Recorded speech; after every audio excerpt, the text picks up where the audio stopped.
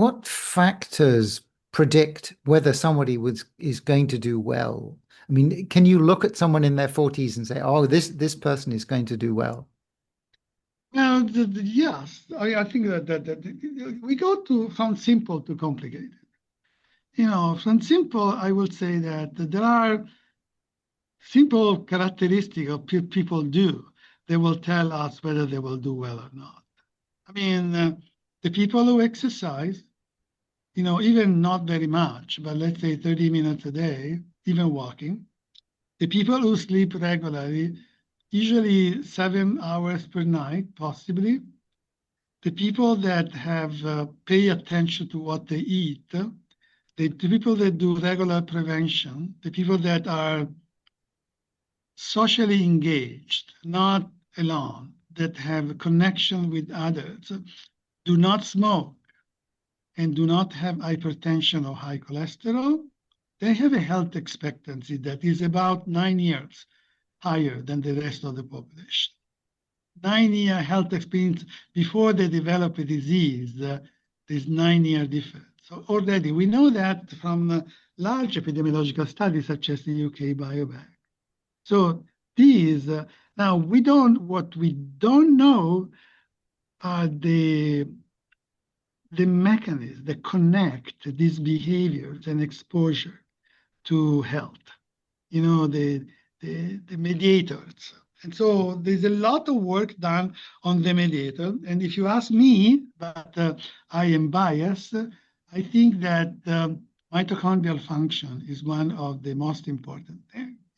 Mitochondria are the little organelles that in our cell produce the energy that is used for everything.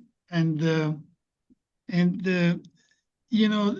that's the way I conceptualize aging is that is a continuous battle between forces such as entropy and stochastic environmental exposure that tend to damage macromolecules, introducing mitochondrial mistakes.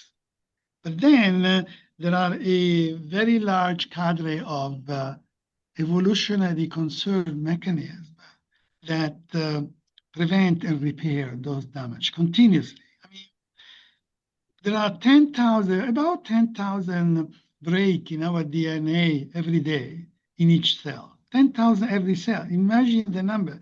But there is an incredibly sophisticated and powerful system, biological system, that repair them constantly so that at least in the first few years of life, there is no accumulation of damage because everything is repaired. And there are many others. One of the important, for example, is proteostasis. Protein needs to be architecturally sound in order to function. And when they twist, there are mechanisms that repair them. Now, at some point, these mechanisms fade. And that's why aging occurs. Aging occurs because the resilience mechanisms do not work anymore, do not work as well anymore. And that where we need to, switch our approach to medicine. In medicine, what we look is damage, the symptom, the disease, and we cure that. In geroscience, we think that what we need to do is to find a way to empower resilience mechanisms that avoid the accumulation of damage. So key to repair of damage is the availability of energy. If you do not have energy, those mechanisms don't work. So you need extra energy to repair DNA. You need extra energy to refold the protein. You need extra energy to avoid the accumulation of that damage. And that energy can only come from mitochondria. There are two systems that produce energy in our body. One's called anaerobic glycolysis, and the other one is called aerobic oxidative phosphorylation that occurs in mitochondria. That is 32 times more energetically efficient than glycolysis. And so that's the only really source of as much energy as required. But when energy fades, those compensatory mechanisms, even if they're integral, don't have the fuel to work properly. So I think that mitochondria, it's really the core. In fact, in the BLSA, we are the only study that are measuring mitochondrial function in humans in vivo in more than 1,000 individuals longitudinally. We do that using technique that is a magnetic resonance spectroscopy. I will not, go into the detail, but basically we put people in a magnet, and then we make them exercise. And then when they stop exercising, we measure two molecules, the phosphocreatinine and the inorganic phosphorus. And the dynamic of those two molecules tell us how good are the mitochondria. And we discovered that really very, very, very small, sophisticated measure predict both loss of mobility and loss of cognitive function. And so we're really, really focusing on how to empower mitochondria, for the next stage of our studies. Have you looked at mitochondrial transplantation as a mechanism to? Oh yeah, I haven't. We don't do it, but yes, I read all the literature, of course. It's really fascinating. I mean, there are many reasons why it's fascinating. To me, what is fascinating and is one of the theory about mitochondrial transplantation. So, when we need to do new mitochondria in a process that's called mitochondrial biogenesis, mitochondrial biogenesis is very powerful, but it's a signal. When we know that we need to do more mitochondria, for example, somebody exercising, what's happened is that the signal go to the nuclei and to the mitochondria. And in the nuclei, it tells the nuclei to print more protein that then are transported to the mitochondria. And the signal to the mitochondria is to print more mitochondrial DNA. Mitochondria have their special DNA.